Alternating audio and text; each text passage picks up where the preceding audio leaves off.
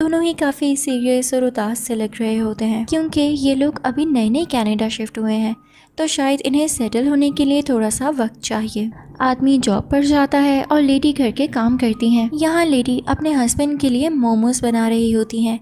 ये एक Chinese dish है जिसे बाओ भी कहा जाता है। ये इस मूवी के मेन कैरेक्टर का भी नाम है। अब यहाँ पर ये लेडी बाओ बनाकर यानी मोमोज बनाकर अपने हस्बैंड के सामने लाती हैं। वो ऑफिस से लेट हो रहे होते हैं तो जल्दी से कुछ बाउस खा के चले जाते हैं। और अब जब थकी हुई लेडी वो बाओ यानी मोमो खाने लगती है तो एकदम उसे कुछ फील होता है और वो उसी वक्त उसको खाने से रोक लेती है। जब वो लेडी बाओ को अपने मुंह से बाहर थूकती है तो वो एक कटोरी में जाके गिरता है, यानी एक किस्म की बास्केट में जिसमें वो खाना लाई थी। उसमें तो जैसे जान आ जाती है, उसके छोटे छोटे हाथ और पाँव निकल आते हैं और वो रोने लगता है बिल्कुल छोटे बच्चों की तरह। लेकिन साथ ही वो खुश हो जाता है जैसे वो उस लेडी को अपनी माँ मानने लगा हो और उसके फेस के साथ अपना फेस रब करने लगता है जैसे छोटे बच्चे अपनी माओ के साथ करते हैं। इस लेडी के भी कोई बच्चे नहीं होते तो वो इस पाव को यानी एक मोमो को अपना बेटा बना लेती है। वो बिल्कुल इसके साथ इसी तरह रहने लगती है जैसे कोई अपने बच्चों के साथ रहता है।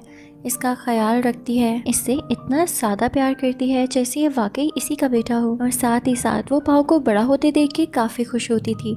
इवन वो उसकी हाइट भी मेजर किया करती थी, यहाँ तक कि वो लेडी पाव को खुद फीड करती थी। और जब कभी उसने बाहर बाजार या मार्केट जाना होता तो वो कभी भी पाव को अकेला घर नहीं छोड़ती थी, बल्कि हर टाइम उसे अपने साथ रखती थी। अब एक दिन लेडी और पाव प्लान करते हैं कि वो मार्केट जाएंगे और कुछ स्वीट्स खाएंगे। अब इस दिन ये लोग बहुत एंजॉय करते हैं। बाओ को भी अब ये लेडी यानी अपनी मॉम बहुत अच्छी लगने लगी थी और इनकी बॉन्डिंग काफ़ी मजबूत हो चुकी थी। अब जैसे जैसे बाओ बड़ा हो रहा था लेडी को इस चीज़ की फिक्र थी कि वो मैदे से बना है और काफ़ी वीक है। वो अक्सर भागते भागते गिर जाता था या मेल्ट होने लगता था। अगर उसे कोई चीज़ लग जाती तो उसकी शेप खराब हो जाती। इसलिए वो लेडी कोशिश करती थी कि वो हर टाइम उसके साथ ही रहे और हमेशा उसको ठीक करती रहती थी। इसलिए वो बाओ से कहती थी कि वो उसके साथ एक्सरसाइज भी करे और योगा करने भी जाए ताकि वो अपनी शेप में रहे। पर एक दिन योगा करते हुए कुछ बच्चे फुटबॉल खेल रहे होते हैं। बाओ भी उनके साथ खेलने की कोशिश करता है और जब वो उनके साथ जाता है तो उसे ही फुटबॉल लग जाता है और उसकी शेप ख़राब हो जाती है। वैसा ही हुआ जिस चीज़ का डर था। वो लेडी फौरन से बाओ को उठाती है और उसकी शेप को ठीक करते हुए उसे अपने साथ बिठा लेती है। बाओ बहुत जिद करता है कि उसे उन बच्चों के साथ खेलना था, पर वो लेडी उसे नहीं खेलने देती और उसको ठीक करते हुए ट्रेन में अपने साथ घर लेने आती है। वो उस लेडी से यानी अपनी माँ से नाराज़ होकर ट्रेन में दूसरी तरफ मुँह करके बैठ जाता है। वो उनसे बात ही नहीं करता। अब ये बाओ की रूटीन बन चुकी थी। वो हमेशा चाहता था कि वो बाहर निकले, लेकिन उसकी मॉम उसे बाहर नहीं जाने देती थी। वो फिर भी चुपके से उनकी नॉलेज में लाए बगैर बाहर निकल जाता है। अक्सर उसकी मॉम उसे ढूंढती रहती थी पर वो नहीं मिलता था। वो उसका काफी घंटे इंतजार किया करती थी, पर बाओ तो जैसे अब केयरलेस हो चुका था। उसे बाहर की दुनिया इतनी अच्छी लगने लगी थी कि वो अपना ज्यादातर वक्त बाहर ही गुजारता था। अब एक दिन वो लेडी बाओ के लिए उसका बहुत अच्छा खाना बनाती है। उन्हें वो खाना बनाने में काफ़ी टाइम लगा था और वो खाना इतना मज़े का था और देखने में इतना टेस्टी लग रहा था कि कोई और हो तो वो फौरन से खा ले। पर बाओ यहाँ पर उस खाने को खाने से मना कर देता है। बाओ उस खाने की तरफ ध्यान ही नहीं देता और बाहर चला जाता है। वो लेडी उसे बहुत ज़्यादा रोकती है और उसके पीछे भी जाती है, पर वो नहीं रुकता। तो इस बात की वजह से उस लेडी का यानी बाओ की माँ का बहुत दिल दुखता है। जो खाना उन्होंने बनाया होता है वो गुस्से में आकर उसे खुद ही खा जाती हैं। और जब उसका इंतजार कर रही होती हैं तो अचानक से दरवाजे पर नॉक होता है। वो लेडी जब दरवाजा खोलती हैं तो रात के अंधेरे में बाओ बाहर खड़ा होता है और वो काफी प्राउड लग रहा था। साथ ही वो एक लड़की को अपने साथ खड़ा करता है। वो लड़की अपने हाथ में पहने हुए रिंग उस लेडी को दिखाती है, यानी बाओ ने और इस लड़की ने अब शादी कर ली है बिना इस लेडी को बताए।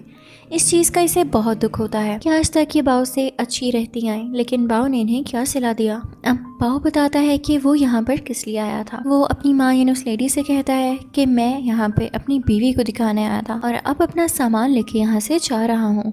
बाओ अपना सारा सामान पैक करता है और अपनी बीवी के साथ वहाँ से जाने लगता है, पर लेडी को बहुत गुस्सा आता है। वो दरवाज़ा बंद कर देती है। वो कहती है, नहीं बाओ, अब तुम नहीं जाओगे। तुम हमेशा मुझसे बदतमीज़ी करते आए हो, पर अपनी माँ को तो छोड़ के मत जाओ ना, मैं तुमसे कितना प्यार करती हूँ। पर बाओ उनकी एक नहीं सुनता और बाहर जाने वाला होता है। तो वो लेडी गुस्से में आकर उसे खा जाती है, पर जल्दी उसे इस बात का एहसास होता है कि उसने क्या कर दिया। उसने बाओ को मोमो समझ के खा तो लिया, लेकिन असल में अब उसने अपना बेटा खो दिया। वो कभी वापस नहीं आएगा। इसके बाद वो काफ़ी खामोश रहने लगती है हमेशा रोती रहती थी।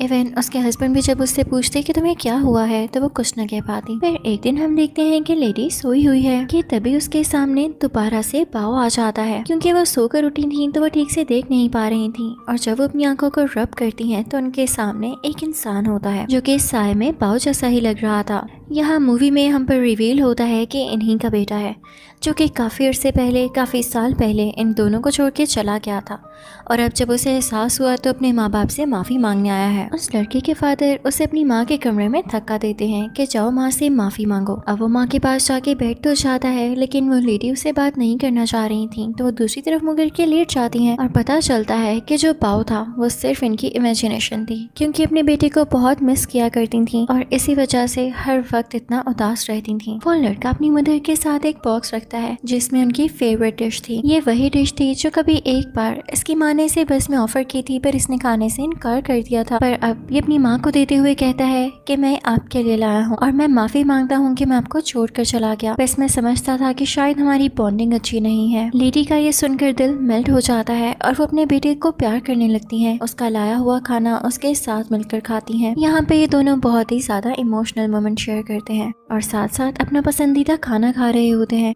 अब इसके बाद हमें ये दिखाया जाता है कि इस लेडी का बेटा अपनी वाइफ को भी इस घर में ले आता है और अब ये सारे मिलकर हंसी खुशी बातें करते हैं और वो सारे मोमोज यानी बाउस खाने लगते हैं। साथ ही साथ वो लेडी इन सबको बाउस बनाना भी सिखाती हैं और घर के लीडर यानी इस लेडी के हस्बैंड सबको इस तरह से देखते हैं कि जैसे उन्होंने इस रिश्ते को अप्रूव कर दिया हो, और अब ये फैमिली हंसी खुशी रहने लगते हैं। इसी के साथ ये मूवी यहीं पर एंड हो जाती है। Thank you for watching.